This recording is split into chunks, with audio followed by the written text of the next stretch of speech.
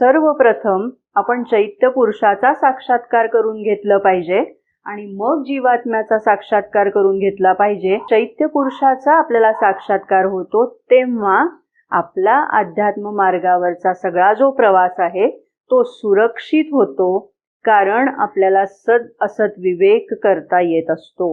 अन्यथा त्याच्यामध्ये अगदी फसव्या गोष्टी खूप असतात. प्राणिक शक्ती वेगवेगळी मायावी रूप घेऊन आपल्या समोर उभ्या राहतात आणि त्या स्वतःच्या स्वार्थासाठी त्या साधकाचा वापर करू पाहतात. हेही अध्यात्म मार्गामध्ये घडत असतं. हे सगळं जर व्हायला नको असेल तर आपल्याला खरं काय आणि खोटं काय, सत्य काय आणि आभासी काय, मायावी काय हे समजण्याची बुद्धी असावी लागते. याच्या संदर्भात एक उदाहरण सांगण्यासारखं आहे. म्हणजे कोणत्या स्तरापर्यंत गेल्यानंतर सुद्धा विवेकाची गरज आहे हे आपल्याला इथे नेमकेपणाने उलगडेल. श्री अरविंद यांनी देह ठेवल्यानंतरची ही घटना आहे.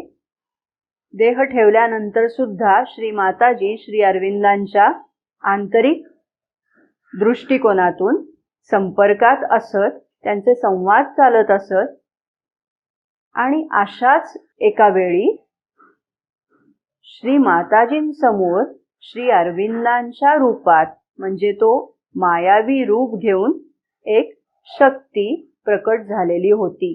परंतु श्री माताजींना मात्र चटकन ही व्यक्ती म्हणजे खरे श्री अरविंद नाहीत हे ओळखता आलं. कशामुळे? तर चैत्य पुरुषाकडून येणारा जो विवेक आहे त्यामुळे त्यांना हे ओळखणं शक्य झालं. म्हणजे बघा, श्री अरविंद आणि श्री माताजी यांचा स्तर कोणता, आणि त्याही स्तरावर गेल्यानंतर जर अशा प्रकारचे अनुभव येत असतील तर साधकांनी जेव्हा नुकतीच वाटचाल सुरू केलेली आहे तेव्हा तर हे असे निसरडे शेवाळ्यासारखे जे अनुभव आहेत ते किती पदोपदी वाट्याला येत असतील, अनुभवास येत असतील याचा विचार करणं बरं. आणि म्हणून चैत्य पुरुषाचा साक्षात्कार आधी करून घ्यावा असं श्री अरविंदांनी सांगितलेलं आहे.